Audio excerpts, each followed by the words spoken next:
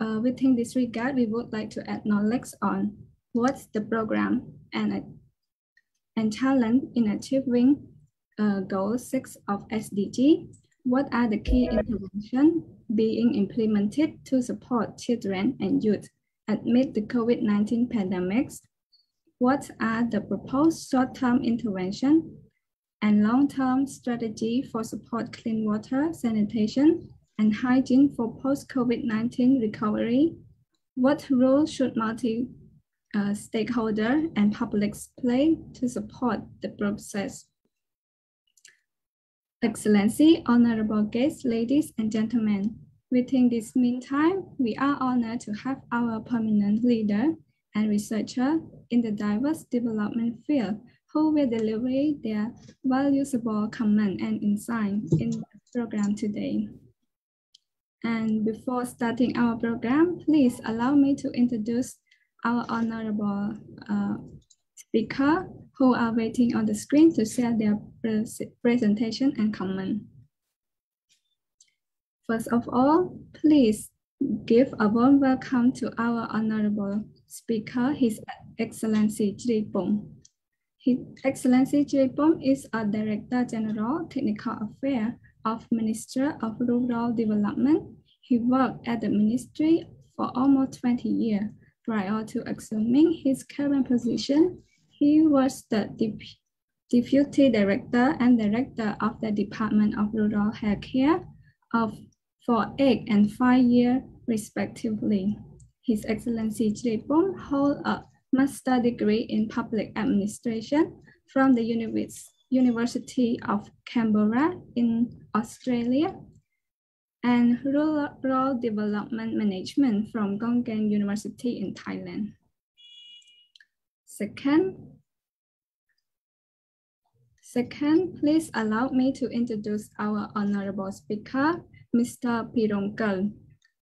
Mr. Pirongkul is a water supply sanitation specialist at the World Bank of Cambodia. Over the past 30 years at the bank, he has led a number of technical assistance on water supply and sanitation, focusing on the sector strategy, action plan, institutional capacity building, regulation, monitoring, and evaluating decentralization and private sector engagement. Mr. Pirong holds a master's degree in infrastructure planning from Toyohashi University of Technology in Japan. Last but not least, please give a big applause to our honorable speaker, Mr. Lim Minh. Mr. Lim Minh is an executive director of Cambodia Water Supply Association. Previously, he worked at the AIDS Action as a program coordinator, coordinating and managing the subcommittee and partner. He also worked for GIZ Regional Fit for School as an advisor and worked for Save the Children in Australia as a program coordinator. He holds a master's degree in rural development and project management from Bill Bright University, a high school teaching diploma on mathematics from the National Institute of Education, and a bachelor degree in mathematics from the Royal University of Cambodia. Excellency, honorable speaker, distinguished guests, ladies and gentlemen, to follow our agenda today, we will be started our captivating program with the first agenda on CWA work to contribute to achieve SDG 6, which will convey the speech by Mr. Lim Minh. And the second is on World Bank support for rural water supply and sanitation improvement in Cambodia. The speech will be delivered by Mr. Pirongkul. The third agenda will be on the progress, challenge, and plan for rural water supply and sanitation service in Cambodia. which will be giving the speech by His Excellency Jrepum. As for our last agenda, we will open for the floor discussion, and then we will have a group photo section with all our honorable speakers at the end of the program. Excellency, distinguished guests, ladies and gentlemen, if you wish to have any question during the presentation period, please drop your question in the Zoom chat box or Facebook Live, so our team will collect all the questions for our speaker. Without further ado, please allow me to invite our honorable speaker from Cambodia Water Supply Association, Mr. Lim Minh, to deliver his speech on the topic of CWA work to contribute to achieve SDG 6. Mr. Lim Minh, please, the floor is yours. Thank you, moderator. Good afternoon, Excellency, ladies and gentlemen. I'm Lim Minh from CWA. I'm as Executive Director for Cambodian Water Supply Association. Today, I'm very honored to be a part of a VISG dialogue on clean water, sanitation, and rural development. First of all, I would like to thank to Asia Vision Institution for organizing this important event. And I would like to acknowledge to Mr. Kopirom. He's from World Bank, and also His Excellency Jrepum from rural development. Yeah. I'm happy to share what that CWA has been doing so far to contribute to the SDG 6. And my content today, I will present about CWA and about SDG 6 and relevant ministry on water supply. And about the third is about the water supply operator. And the fourth is about CWA work to contribute to achieve the SDG 6.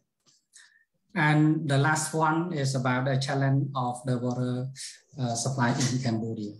So I request for share my screen.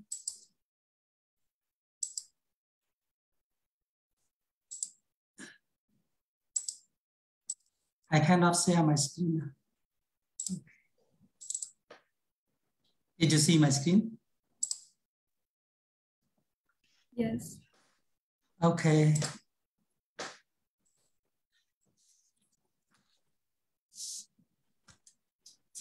So this is my content as what that I have told earlier about the content today that I will share. And the first one I want to share about the CWA. CWA is one of the associations that we established in December 2011 and official register at the Ministry of Interior in 2012 as an independent and non-profit and non-political organization. And for our vision, we want to see Cambodian everywhere can access to clean and safe water in accordance to the Cambodian water quality standard. And we have three missions to reach our association vision. One is to support and promote a mature cooperation among water operators in Cambodia. And the second is to enhance knowledge and technical skill based upon leading practice in Cambodia. And the last one is to encourage the sustainability expansion of the water supplies in Cambodia. For CWA, we have the structure that the first one is we call assembly, that is a top decision making, and then after that is come to the board of director, and then we have executive committee team. And this is the over third term of the board of director, that we have 9 board of directors member, and all of them is come from the private water operator. And this is our member so far from, we come from the first start in 2012 to 2021. And you can see in the graph that our member is increasing from year to year. And right now we have 286 members that among of them we have 255 is come from private water operator, and 31 is from the company who are supplied to the water sector. And this is for CWO role. For overall, we work with the Ministry of Industrial Science and Technology and Innovation. And also, we also work with the development partner. And other side, we work with the supplier and finance institution to make sure that all of these contribute to help our operators and all of the relevant partner. We try, and also with CW and our member private water operator, we want to see people have to access clean, safe, and affordable water. And this one is about the Royal Cambodian government targeted for related to the water supply in DG6.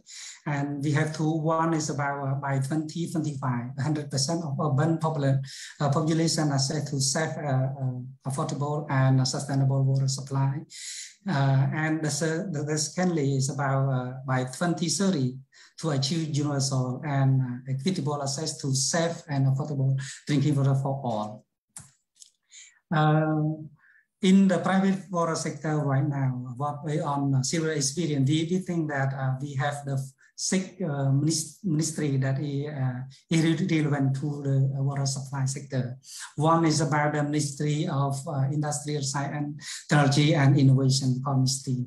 That it is one of the, we can say that like parent ministry to a license for the private water operator and play a role as the regulator.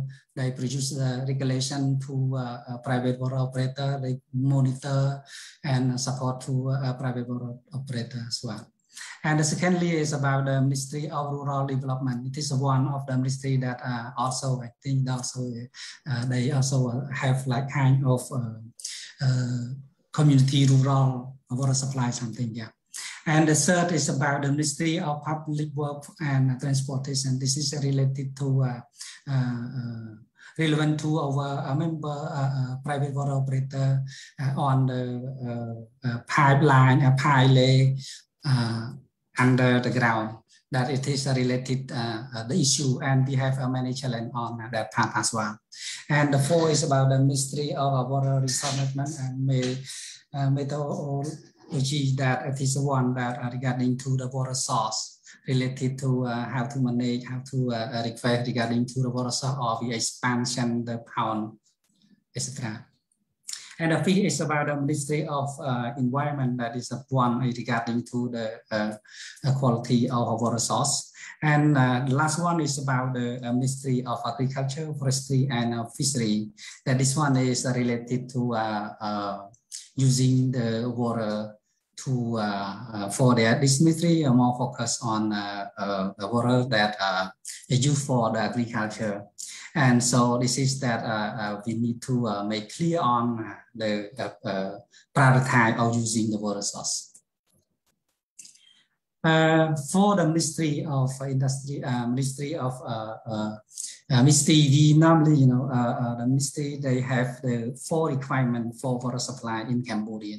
The water must be to have a quality and have the water supply have to meet the safety, mean that people can drink and use without harm or without affect to the people's health.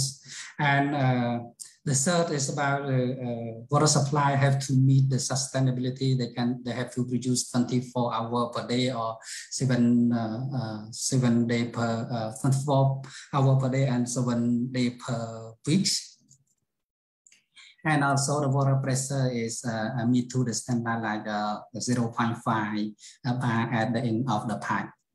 And also the last one is about the affordability, mean that people can afford to the price. For our water supply in Cambodia right now, based on the report from the Ministry of, based on the Ministry report by 31st of July, we can say that the total of private water operator is about 424, and among of them is 304 PWO, 304 PWO licensed by Ministry, and 110 already submitted their visibility study to the Ministry, and among of them 40 are already evaluated, and other 10 is in the process of visibility study. And among of them, I can say that 255 people are our members. And also we have public utility 10 and plus 2 Phnom Penh and Siem Reap Water Supply Association Authority. And also the result that are produced by the Ministry by annual report 2020, the total of connection is about close to 1 million. And among of them, you can see that from the 10 public utility, they have like 85,397 connection, and from the private sector, 256 private water operator, they supply to 470,114 connection. And Phnom Penh water, we can see that it is about 408,115, and for Siem Reap is about 12,995. That we can calculate approximately, we can say that close to 5 million people in the country that can access to the pipe water. And also I can say, I can see also in the report of MOD 2019, 2019 and 2020, it is about 80% of population access to improving water. That among of them is 88% in urban, and rural is about 74.7%. And I can say that for overall, it's about 30% of population access to pipe water. And about the serial work to contribute to achieve the SDGs, we have two main activities. One is about the core, we call core activity, and the second is about the program activity. For the core activity, we have work for represent our member, like a kind of advocacy or networking. And also we play a role of to provide a capacity building to our member on technical and business management.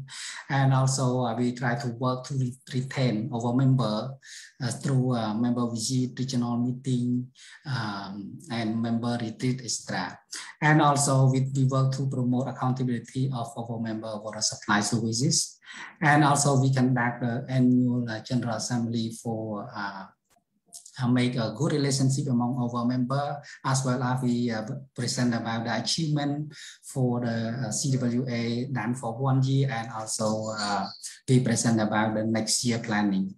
And also we conduct a co-organizing water conference every 2 years. Actually for this year that it is the fourth water conference that it will be conducted in October this year, but according to the pandemic of COVID-19, we decide to propose to postpone to the next year for water conference.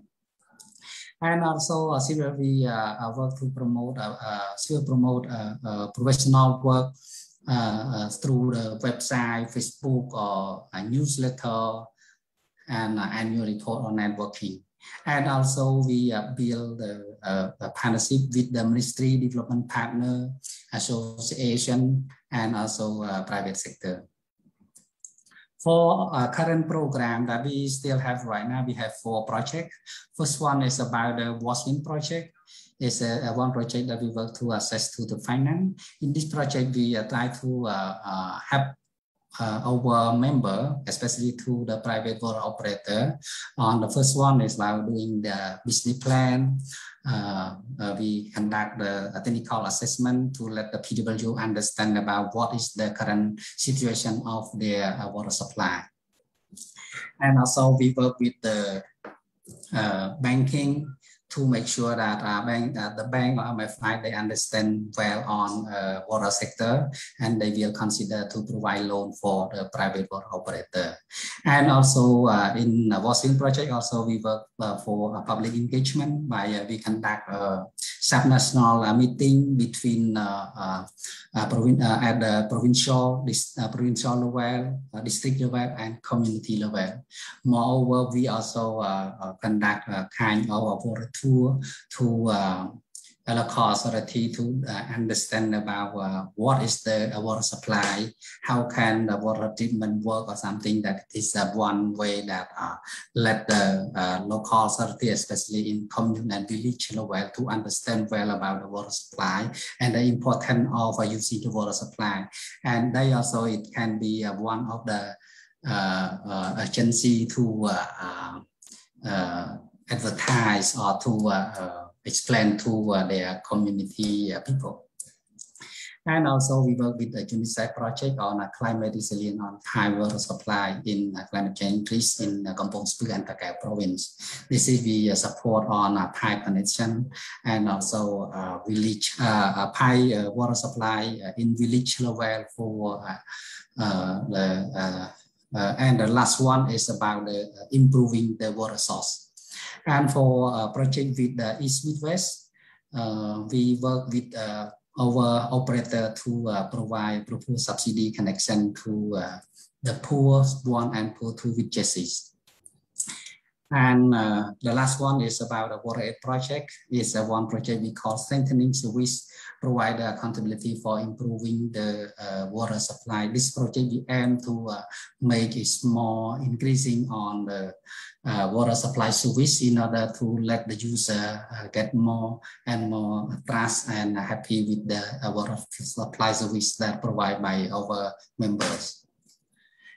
And about the strengthening the partner, we have MOU with the Australian Water Association, and also we have MOU with the General Department of Potable Water Supply of the Ministry in Industrial Science and Technology and Innovation, and also we have MOU with Koba in Japan.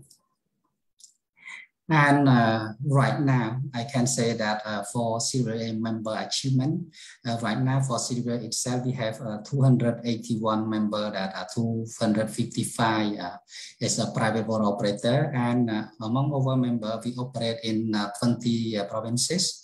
And we in the 23 provinces, we have 128 districts.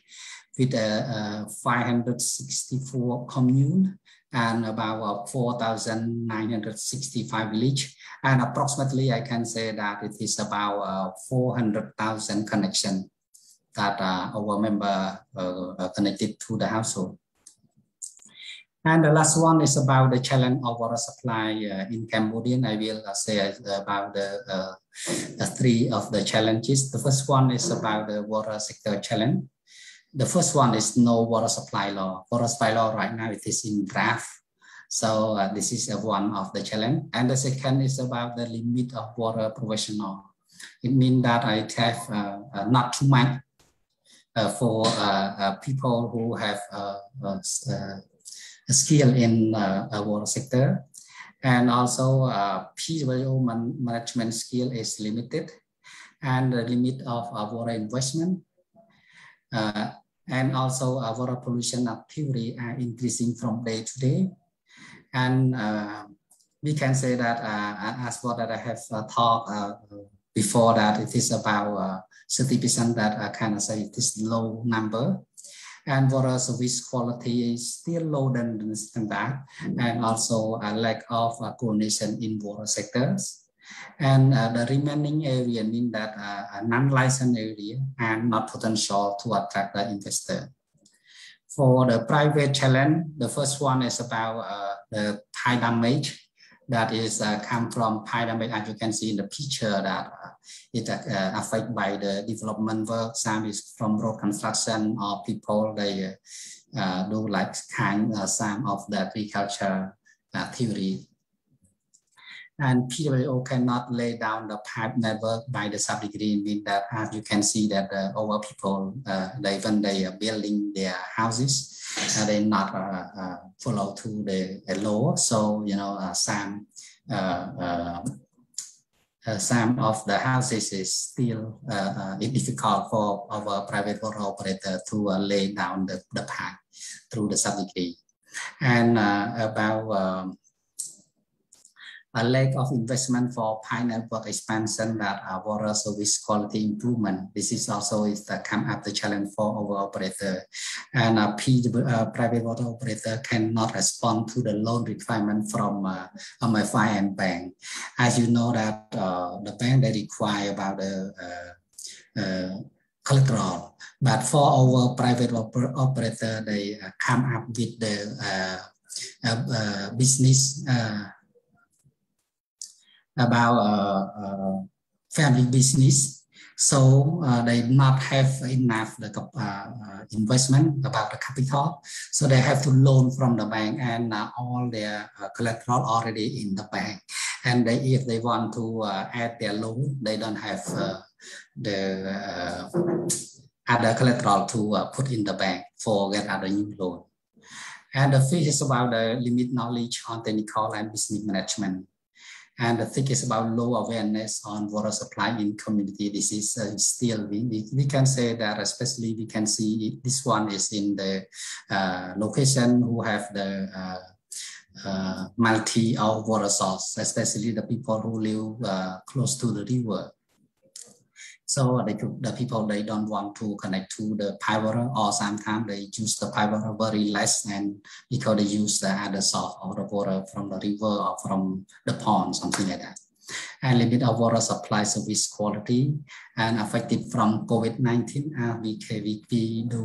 Recently we do the research, we can see that most of our members is affected from COVID as they lost their income and increase the expenses, as some of people, they don't have enough money for paying to the water tariff and to the bill, and some of them will require for delay, and this is make their lost income. And also for some location that is a high risk of the COVID, the private water operator cannot expand their pipe if they have ability, but they still cannot do it.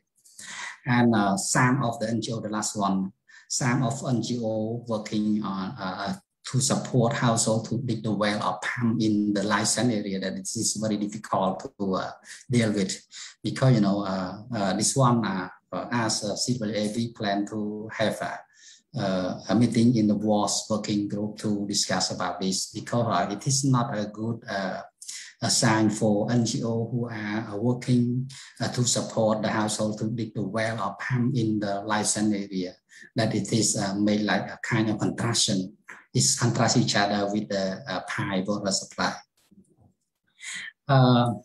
Also, CWO itself, also we have a challenge as we can say that CWA, we have many roles and responsibility, but the budget is still limited. And people hesitate to pay for a training fee, and CWA we have many roles but no authority. And CWA can build people capacity, but PWO has not willing to improve their water service quality. And a member fee cannot afford to the operation costs. Yeah, I think that's all from my presentation today. Thank you for your attention. Thank you so much, Mr. Liming, for your nice presentation and briefly describe about CWA, its vision toward SDG Goal 6 and some key challenge of water supply in Cambodia. And to follow up with our second agenda, I would like to invite our honorable speaker from World Bank, Mr. Pirongkert, on the topic of World Bank support for rural water supply and sanitation development in Cambodia. Mr. Piron, please, the floor is yours. Yeah, thank you, Kim Liang, for facilitating the sessions, and also thank you, the AVI, for organizing this very important and timely sessions on the water supply and sanitation and the SDG. And also welcome all the colleagues. My name is Piron Kov. I'm the water supply and sanitation specialist based in the World Bank. So let me try to share the screen. Let me see if I can do it. Okay. Can you see it? Yes, please. Okay, perfect. Okay, so Ming has from the CWA has already provided a very detailed overview or detailed challenges that the water sector is facing, at the operator level or the operational level. That's where he's working with his members of the CWA to work around these issues. But let me try to bring you back a little bit into the bigger picture, right? In terms of where we are on the progress and challenges toward the SDG for water supply and sanitation in the Cambodia context. So first of all, I'm sure many of you have already been aware of what SDG mean, and water supply and sanitation is of course in the SDG 6 out of all the SDG, and this is the first time, right, compared to the MDG where water supply and sanitation was not explicitly mentioned as a goal. It was embedded in other goal, environmental sustainability goal, but this time on the SDG, it looked like the whole world agreed that water supply and sanitation is very important. That's deserved to be a separate goal in itself. And that's really a big momentum for all of us to kind of look into this issue together, right? And then, there are so many targets and indicators in that goals for water and sanitation, but I just want to highlight on the one that are related to WASH, right? Because, under the SDG, the target was that by 2030, every country is supposed to achieve the universal and equitable access to water supply, to safe and affordable drinking water. And they will be measured by the proportion of population using safely managed drinking water, right? So the term that I'm highlighting here with the underline is the safely managed drinking water, which I will explain later why this is important in the SDG context, and why we need to keep in mind that, this is something not easy, and this is something we need concerted effort from all the stakeholders to work together to help the country achieving this universal access, right? And for sanitation, very similar, by 2030s, that's where the whole world is committed to achieve adequate and equitable sanitation and hygiene for all, and more importantly, to end open defecation, right? I'm sure you know what the term open defecation means. It means people have no toilet, they just go to the bush, they go everywhere, to do their toilet stuff. And the way the SDG is measuring is by checking or by monitoring the number of or the proportion of population using safely managed sanitation services and hand washing facilities.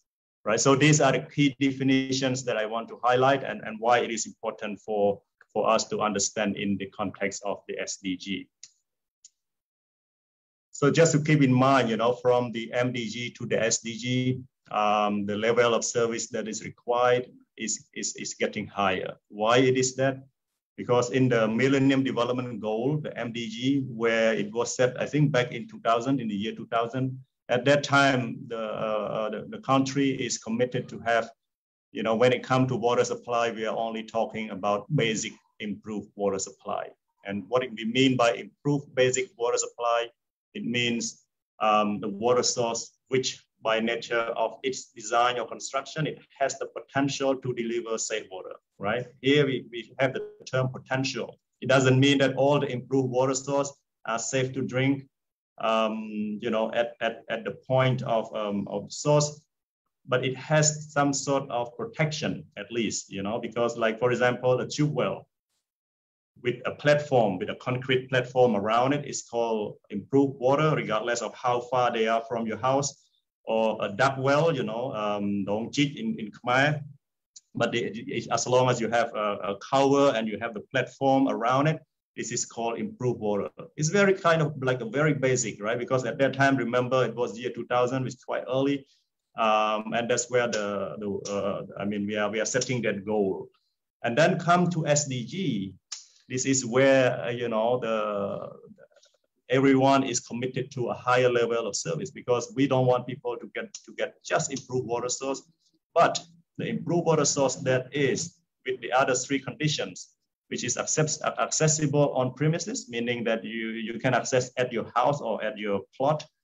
It is available when needed. So when you turn on the tap or when you need it, the water is there so that you don't need to wait for too long.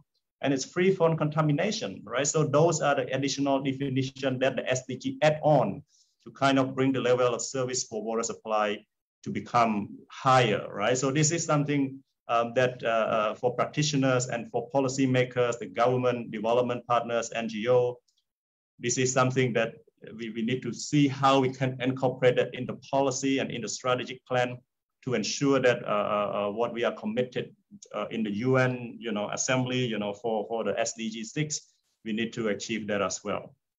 For sanitation, it's very similar story. You know, in the MDG, we are talking about just a simple facilities that can separate feces from human contact. That is good enough, right? By bringing people from open defecation to a fixed place defecation, that is good enough at that time. But it's no more, you know, in the SDG, we need more than that. We need an improved sanitation plus, right? Improved sanitation, which means the sanitation that meet all the previous MDG definition. And it should not be shared by others, meaning that if you have one toilet shared by several households, this is not considered a safely managed sanitation. Of course, you have a nice toilet, whatever, but the fact that you are sharing with the other household, you know, this is not meeting the safely managed sanitation. But what is more important to keep in mind and to reflect on is that the feces that are contained or that are captured in the toilet, it has to be either treated in the place, you know, like if you have a septic tank that is properly designed and so on and so forth, that can be considered as safely managed, or it can be stored, you know, for some times, and then someone else come and pick it up, like a vacuum truck come and empty your pits and so on and treat it somewhere in a proper place. Those are also okay. Or you have connected to a sewer, but it's not enough. A sewer and a sewer with a treatment plant. Imagine how many treatment plant, wastewater treatment plant we have in Cambodia. You can already get a sense of what it means for improved sanitation, you know, the evolvement from the improved sanitation to the safely managed sanitation means in terms of the service and in terms of the infrastructure investment that are needed, right? So this just to give you a flavor of the evolvement of the definition, you know, from the MDG to the SDG, so that you get a sense of what is really different from the MDG era and the SDG era. So now let's come to see Cambodia. Are we on track? So I'm looking at, of course, there are so many data for water supply and sanitations, and I'm taking the UN, you know, joint monitoring programs that is developed by UNICEF and WHO, just try to see where we are on water supply and sanitations. And we can see, you know, right now by 2020, for kind of like improved water, we are somewhere around 70%. Of course, the government data says around 80%, but, you know, with this margin, as I said, depending on which data you quote, which data you use, let's use one data and try to project. So I'm using the GMP data, and we see that right now we are having the access to water supply around 70%. And whether we can meet the 2030 target, no. With business as usual, we are not able to go there because we need to accelerate, we need to bend the curve. So I put the regression line here, as you see the dot there. We need to bend the line to actually make it going up faster, meaning that the annual increase of investment or the annual increase of access has to be accelerated in a way that can meet the 100% coverage by 2030. And it's even, you know, more desperate when you look at the safely managed water, the green line under the water supply chart. You know, with the SDG definitions, the access to safely managed water is getting much lower, right? Because by 2020, we have less than 30% of the population that are having access to safely managed water. And by 2030, if we keep the same progress, business as usual with linear trend line, we are somewhere around 30 plus, right? And remember, Cambodia want to get to become the upper middle income country by 2030. So we cannot afford to have that low level of basic water supply service. But by the time that we are achieving the upper middle income country status by 2030s. And for sanitation, similar story. We don't have the data for safely managed sanitation.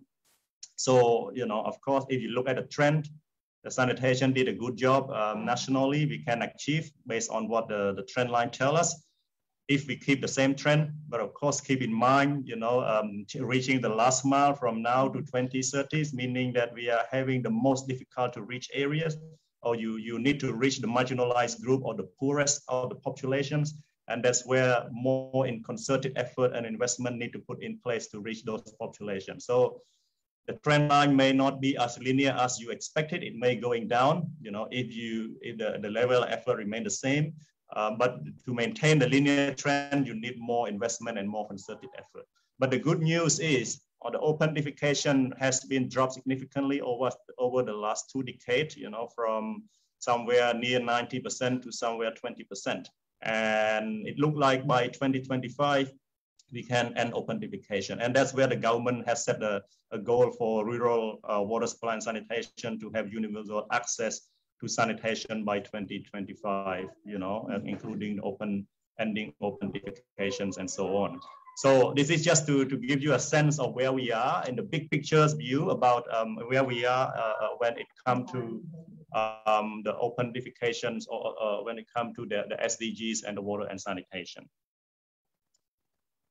But remember, you know, regardless of the overall good progress on water and sanitation, one thing that we need to also remember is the disparity, right? The rich, the poor, and the urban, rural. Those are the things that we need to keep in mind, especially for sanitation. As you can see in the chart here, the richest segment of the population, the chance of them having access to sanitation is 6 times higher than the poorest populations. And for water, they are not that bad, you know, around 1.6 times difference between the rich and the poor. And what it tells us is that for sanitation, as you remember in the last slide that I mentioned, you know, to reach that other segment, you know, from the current status of where we are to the 2030 target, we need to actually address the poorest the issues that are pertaining to the poorest populations to do that, right? To kind of achieve that universal access. And then when it comes to the financing gap for water and sanitation, you know, we did the estimate in 2015. The financing gap is huge, right? For water supply and sanitation to meet its universal target. Where for water supply, we need somewhere around $92 million per year, right, of investment to reach a target. Of course, you know, at that time, the anticipated investment and so on, we still need another $60 million per year, right? That's what I'm talking, to reach that investment. And then for sanitation, we need somewhere around 120 million.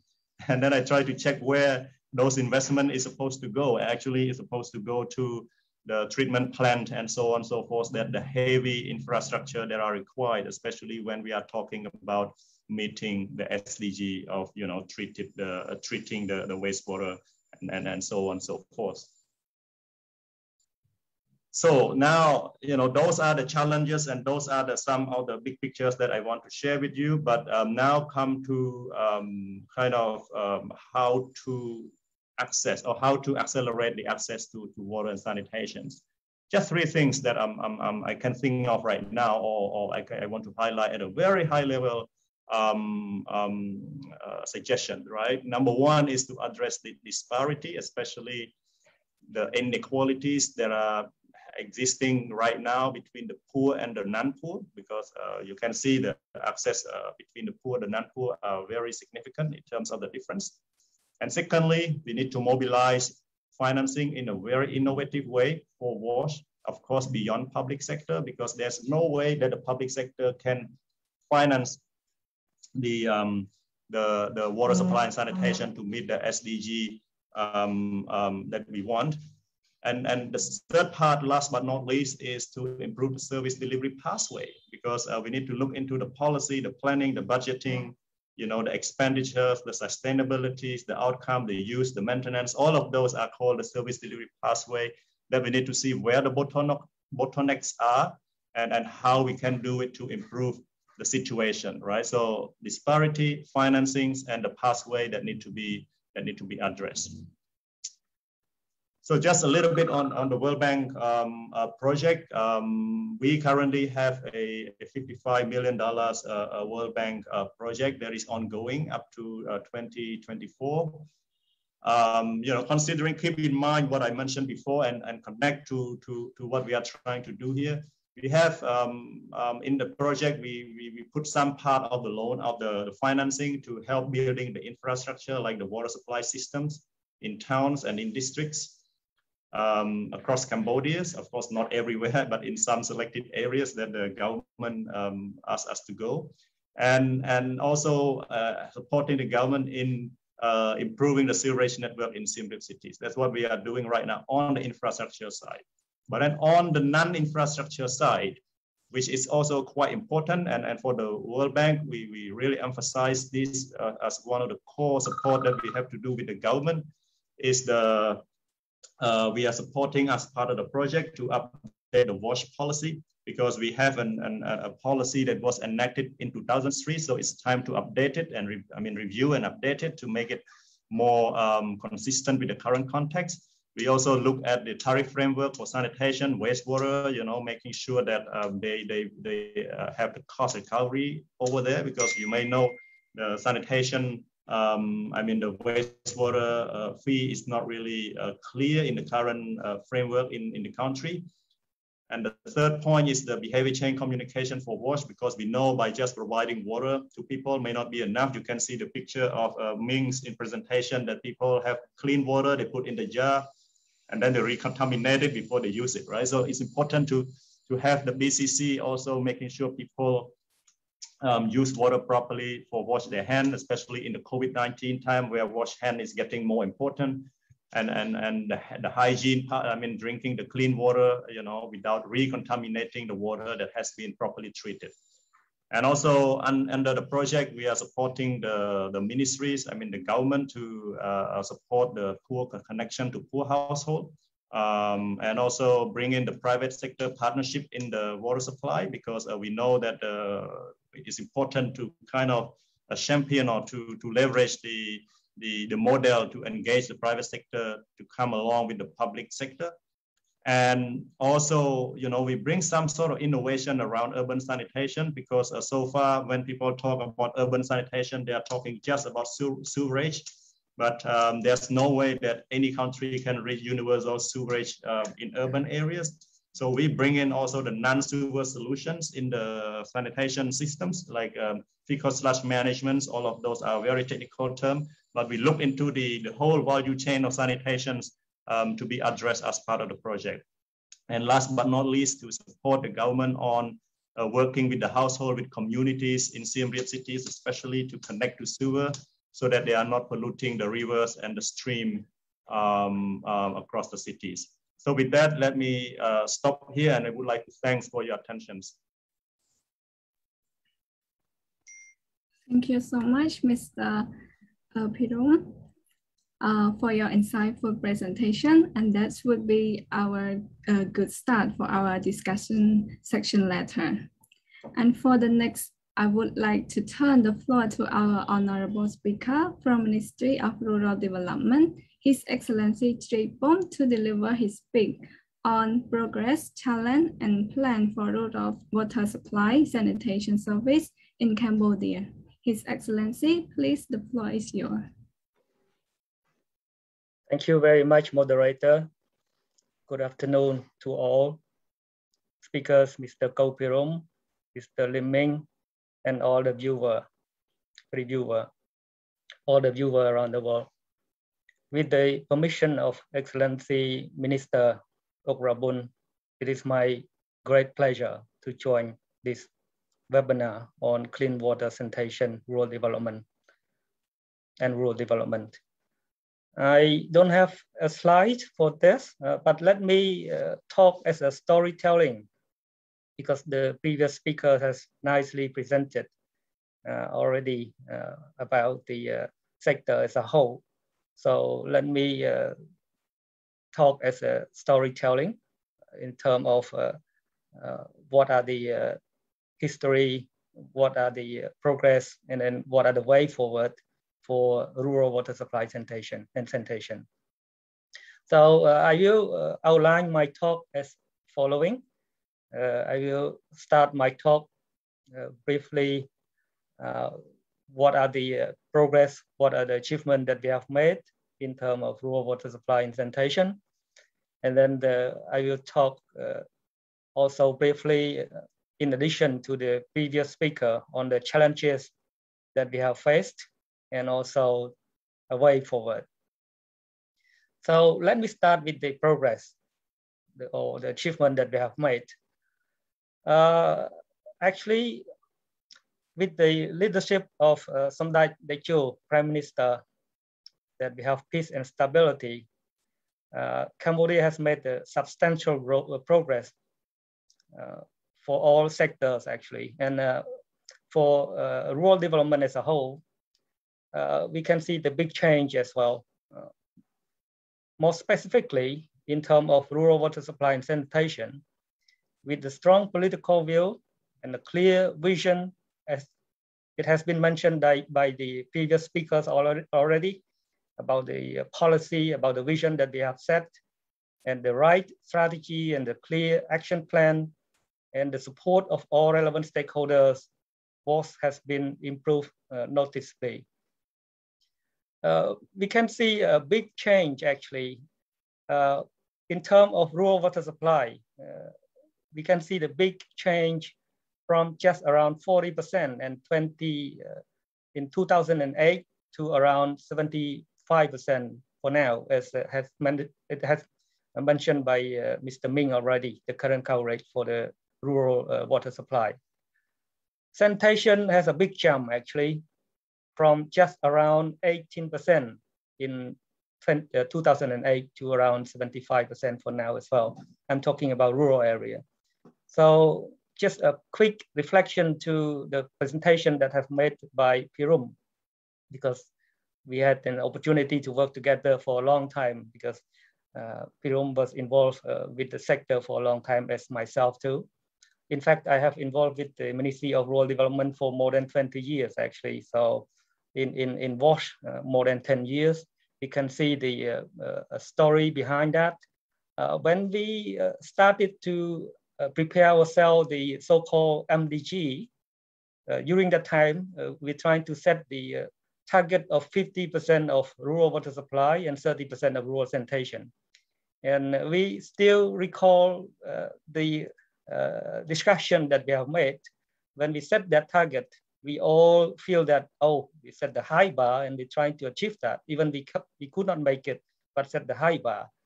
But fortunately, we managed to reach even to pass the target.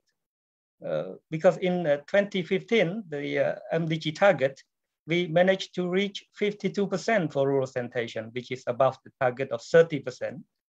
And water supply, we managed to reach 63% out of 50% that we have set. So this is a great achievement that we have made, I think. And again, when we set the target, we feel that it is far away, it's very high, but we managed to achieve that. So my comment here is let's make a high target and then try to achieve that. And then again, in terms of the NSDP, National Development Strategic Plan, we also set the target of 60%, but we also managed to reach above the target again for sanitation. We reached 71% by 2018, but the water supply, we somehow almost reached the target because we able to reach 58% by 2018. So again, we made quite a good progress so far until 2018. And this achievement has been recognized globally, actually, because I still recall the discussion that they have made in the past in several meetings and several workshops. There are always a projection that Cambodia would not be able to achieve the MDG target or even close to the target, but we managed to somehow to pass the target that we have set. So with the open defecation reduction, as Pirum has mentioned in the graph also, we have a very good progress on that. Cambodia has been ranked as #2 country in the world in terms of reduction of open defecation practice from 2000 to 2015. So it's a big achievement actually on that. And in the international platform, actually, Excellency Okrabun, Minister of Rural Development, has been elected as the steering committee of Water and Sanitation for All, representing the Asia and the Pacific regions. So this is a very good platform actually to share, to learn, and then to try to formulate a multi-stakeholder platform to move forward. So again, this story is just to reflecting that we need to be optimistic, I think. Even we set the high bar, but we try to do whatever we can so that if we cannot achieve that, or we can get close to that target. And I think several factors which contributing to those success. The strong political will, I think the turning point was in 2007 when our Prime Minister have joined the so-called National Sanitation Forum, which, it raised the profile of the sector. And then there's a turning point on that from that time onward until now. And fortunately, we have the clear policy. Again, I'm still impressed with the policies, especially the so-called sector vision, because as we all know, that the policy has been formulated long time ago. For the urban water supply and sanitation, the policy has been formulated in 2000, actually, a long time ago, but they still set the vision of universal access by 2025, which is amazing, because even with the low coverage, with the low access, but there's a clear vision of having a universal access by 2025, which is quite well aligned with the so-called SDG right now. And for the rural water supply and sanitation, the policy has been endorsed in 2003. And we set the same target, which trying to have the universal access by 2025. And another factors, I think, contributing to the success is the right mechanism that we already have for now.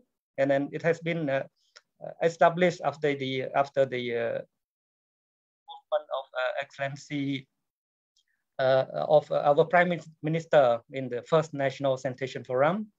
We established the structure, the mechanism so-called technical working group, which I think play a very important role to facilitate, to coordinate the stakeholder to work together effectively under the umbrella of this coordination mechanism. And because of that, our minister right now has suggested to formulate the very similar mechanism to all the subnational level as well, especially at the provincial level, district level as well. So again, this platform serves a very important role in terms of mobilizing the support and also trying to improve the efficiency and effectiveness of working together among government agencies, institutions, and also development partners, NGOs and INGO to work together to the common set target and goal. And we also have several other platforms actually to enable us to have an opportunity to share, to discuss, to find the way forward together. For example, we have the Watson group, we have the water quality group, we have the Rush group, etc. So this is another strength that contributing to this success, I think. And then another one is the contribution, of course, and the participation from all development partners, IOs, and also NGOs, private sector, academia, and also, most importantly, the people themselves. I think if you're talking about the gap, actually a huge proportion of the investment is coming from the people themselves, especially the sanitation. Because for those who can afford, they invest themselves to build a latrine so that they can have access to sanitation. And some of them also do the same for water supply as well. So this is something I think that we shall address, we shall recall, so that it gives us an optimism to move forward. At the same time, we can see some challenges as well. And I think some challenges has been addressed by our previous speaker already, but maybe some other parts which I think I shall highlight as well. So as Pirum has mentioned, the last mile is not easy. Of course, we have a very big jump recently, especially for the last 5 years or so in terms of access. But at the same time, we can see the gap right now, of access between the rich and the poor, especially for the sanitation. So that is something that we need to address. And also more resources is needed toward reaching the so-called sector vision, as Pirum has mentioned. But again, we need to think more broadly, I think, in terms of resource. We need to try to find a way to mobilize other resources, especially from the people themselves, if they can afford. So we need to have more strategies to mobilize more resource for the sector. And another challenges that we are facing is to address for those who are living in the challenging area, for those who are living in the flood-prone area, floating communities, mountainous area, etc. So we need to find the way to support them, and also we need to support the people who are needed a special support, like for those who are disabled, for those who are elderly, for those who are pregnancies, and so on. So we need to have a special intervention to those groups as well. So the way forward, I think, again, I urge we all to have a more optimistic moving forward. And we hope that with the strong participation, with the strong involvement and all stakeholders working together, we still be able to achieve the target as we have done in the past. So we have several goals actually ahead of us, several targets actually. Our short-term goal is to reach the target of the National Action Plan, which we aim to reach 90% by 2023. So this is our short-term goal. And with the current trend, I think it is still manageable to be able to reach that one. And at the same time, Excellency Minister also have another target initiative to have another target, which we're trying to have 5 more provinces to become ODF, open defecation free, by 2023. So this is another new indicator that we imposed. And then there's something that we need to focus more on, as Pirum has mentioned, that the open defecation free rate is, is in the good shape if we do the projection right now. And another one is to be able to reach the sector vision that has mentioned in the policy, as I said, when the government has formulated in 2000 and 2003 to make sure that everybody in the rural community has sustained access to safe water supply and sanitation services and live in the hygienic environment by 2025. So that is another target that we have. And then definitely we move forward to the SDG, goal 6, as all the previous speakers mentioned already, to ensure, actually it's a goal number 6 actually, to ensure availability and sustainable management of water and sanitation for all.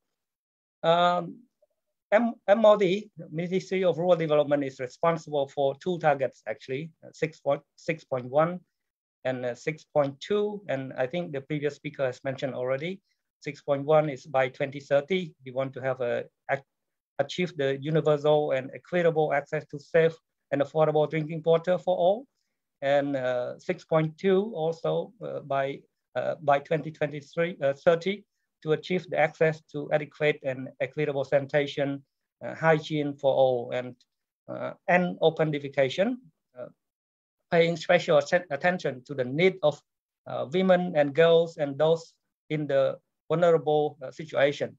So those are the kind of clear targets that we have set for our SDG, and we already set also clear indicators to respond to that target, and definitely Pirum has touched on that area already, which is first of all to make sure that we can reach to the basic access, and then secondly to make sure that we will be able to reach the so-called safely managed both rural water supply and sanitation.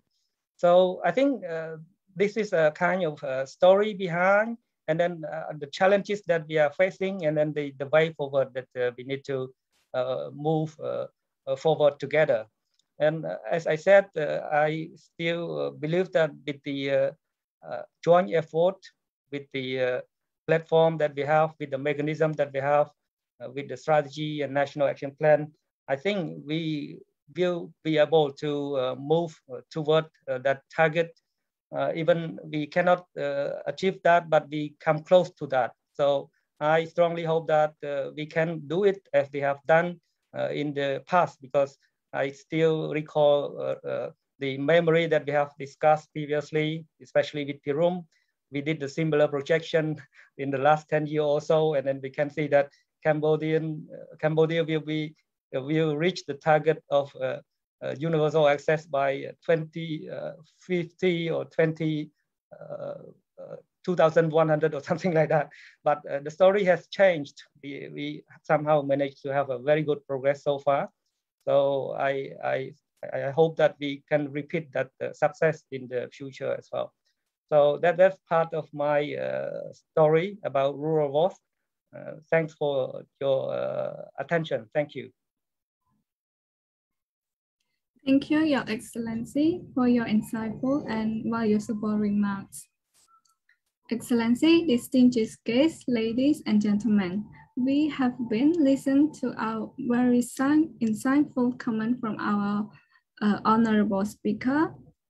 And now our program are approaching to open for the floor discussion. However, as we have a time limit, we will randomly select the several questions to address.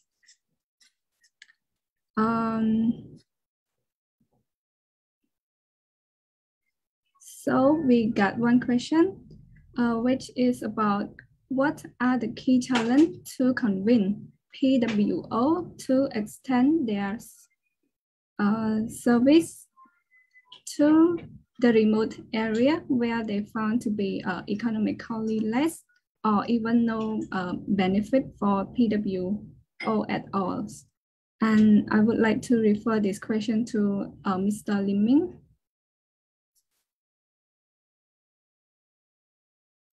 Could you repeat the question again? The question is, what are the key challenges to convince PWO to extend their service to the remote area where they found to be economically less or even no benefit for PWO at all? Okay, thank you for the question.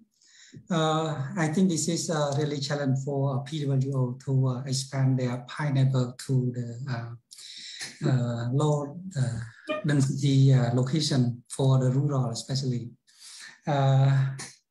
I think the key that we can convince, if we can find like kind of the subsidy to support them, it is the one way to helping them to expand their pineapple.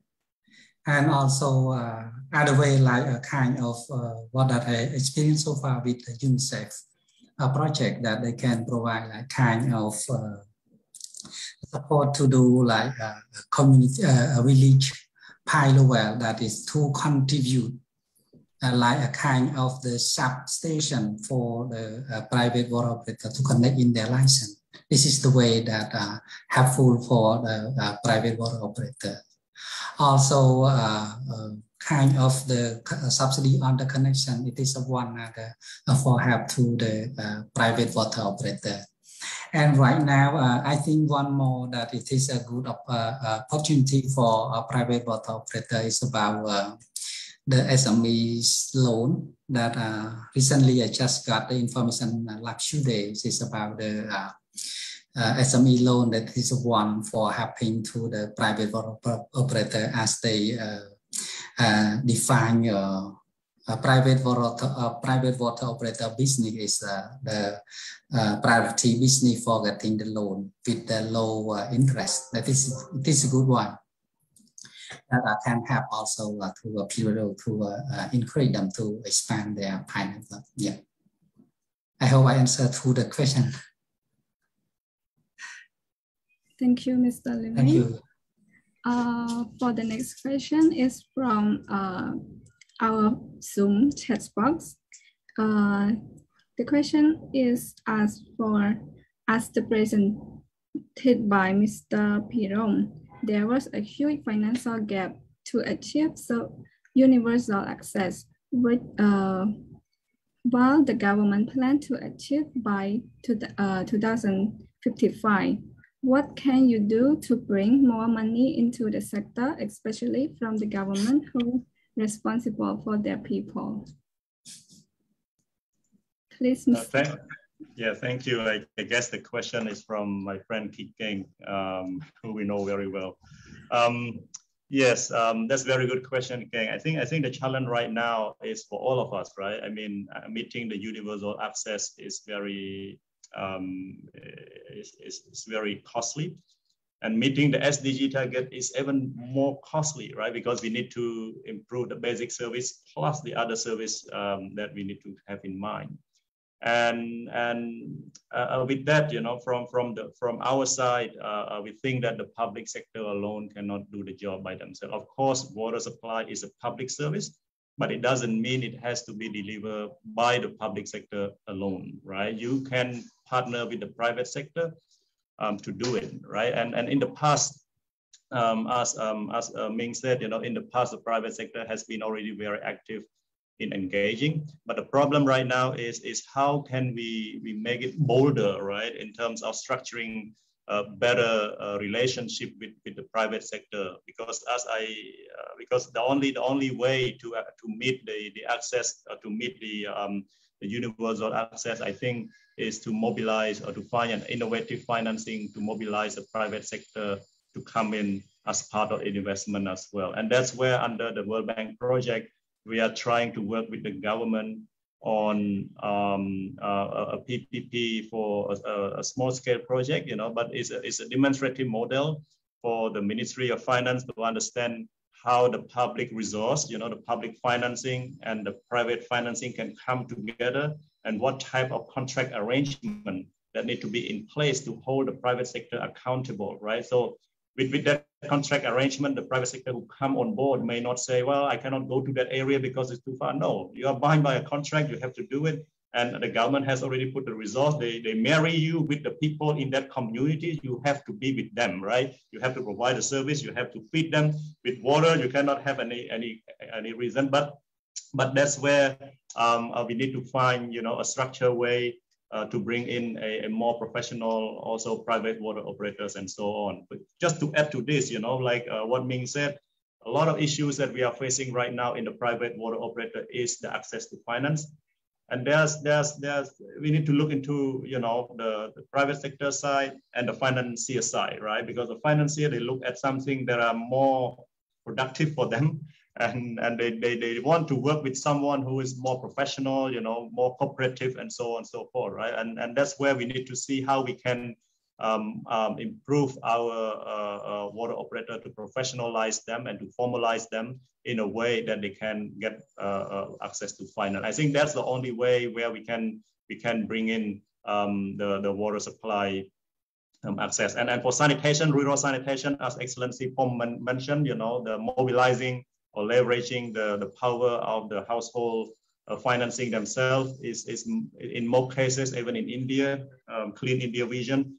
That's what they normally do. A lot of things to do is to behavior chain communication, to mobilize the resource of the household level to build their own toilet and to bring in the sanitation marketing at the other supply side to bring this investment coming in place. I know it's a long answer, but there's no short answer to that question. Thank you.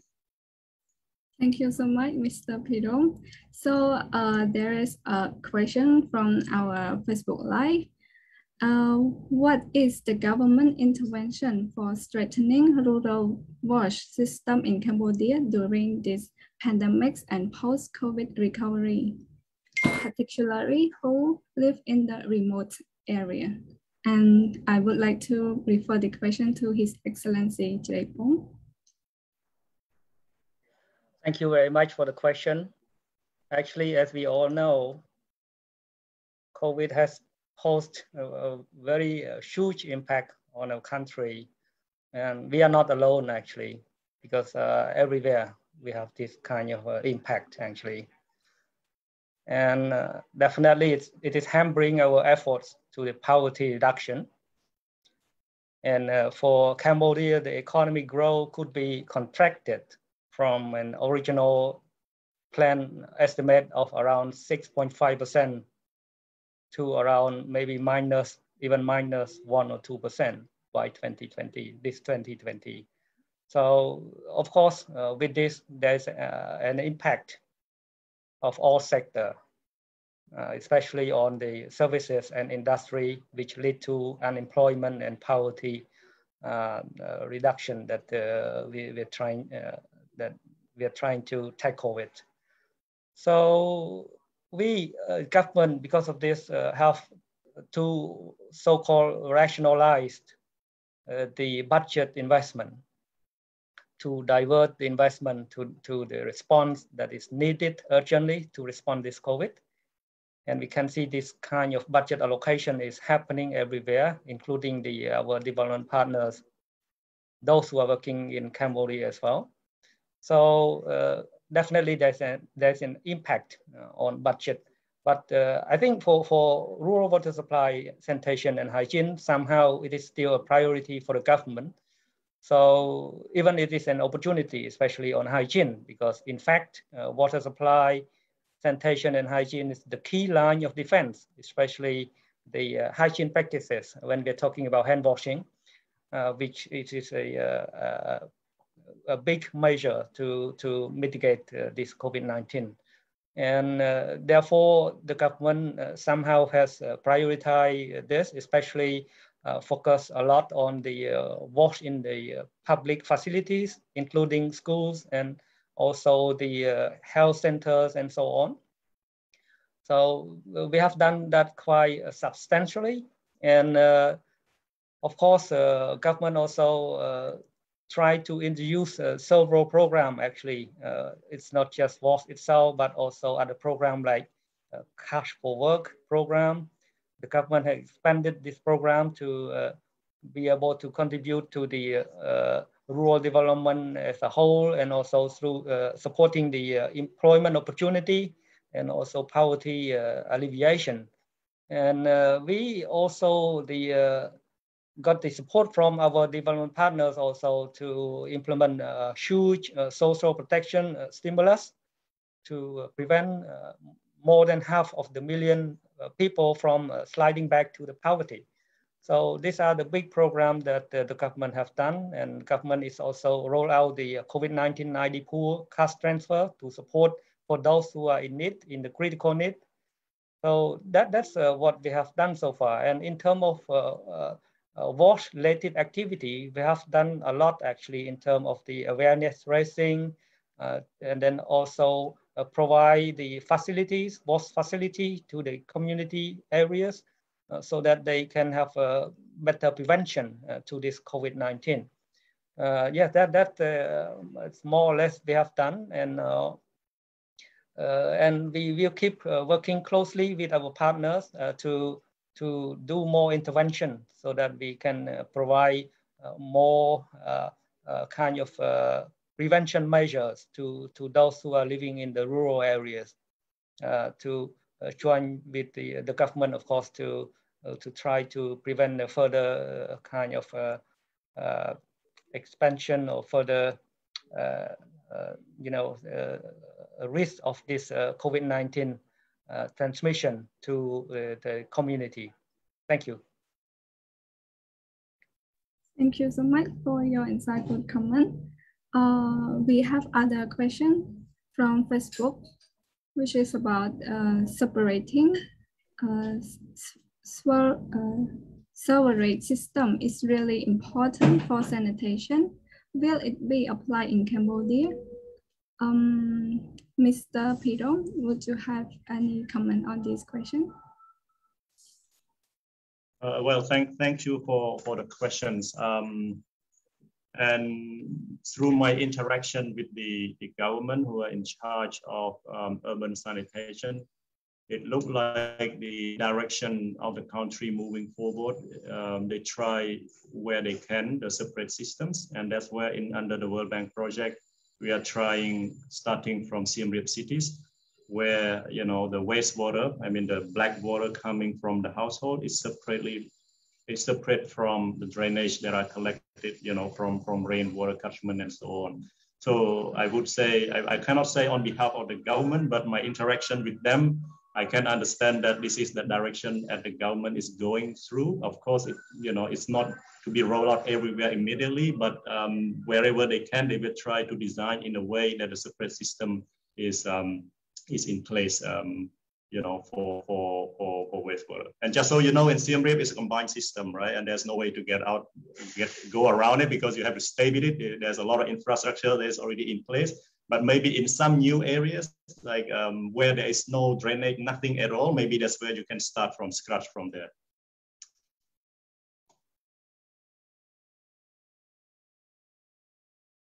Thank you so much for your comment. And I think that's all for the question. And thank you so much, Excellency and distinguished speaker, for your valuable comment. As the time limit, I would like to end our discussion here. And before closing our program, may I invite all honorable speakers for the group photo section, please. Please turn on your webcam, and I will count to 5. Please don't forget, give a warm smile. 1, 2, 3, 4, 5. Thank you so much for all your cooperation. Excellency, honorable guest, honorable speaker, distinguished guests, ladies and gentlemen. To end our program, please allow me to express my gratitude to all honorable speakers for spending your valuable time with us today, and all audience for following our program to the end. Wish you all safe from COVID-19. Thank you. Thank you so much. Thank you. Thank you.